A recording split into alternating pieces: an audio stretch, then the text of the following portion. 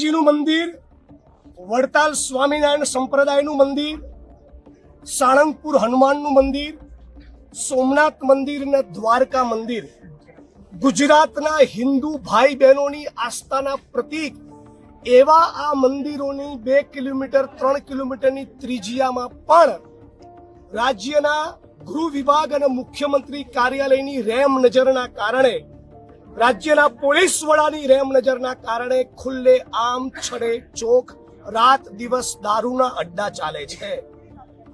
ગુજરાતની અનેક હજારો બહેનો, હિન્દુ બહેનો એ વિધવા બની ચૂકી છે, વિધવા થઈ રહી છે.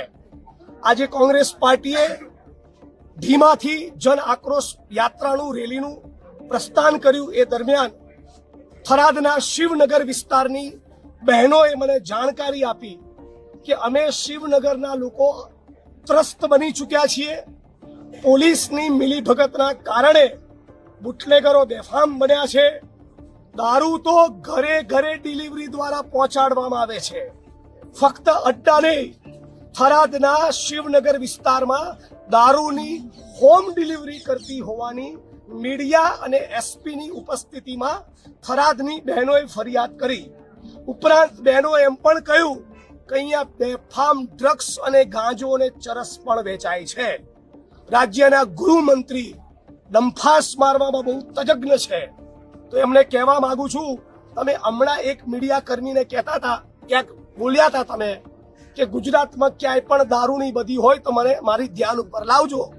તો અહીંયા આવો ઊંધા પડો એટલે ખબર પડે કે શિવનગરની બહેનોને તમે કેટલી રંજાડી છે. હવે જિલ્લા પોલીસ વડાએ આજે બાહેધરી આપી છે કે આવનારા ટૂંક સમયમાં ફરી તમારે જિગ્નેશભાઈ ફરિયાદ માટે આવવું નહીં પડે, ફરી બહેનોએ ફરિયાદ કરવી નહીં પડે.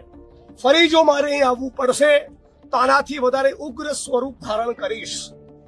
કોકને સસ્પેન્ડ કરાયા વગર ઉભો નહીં થવું.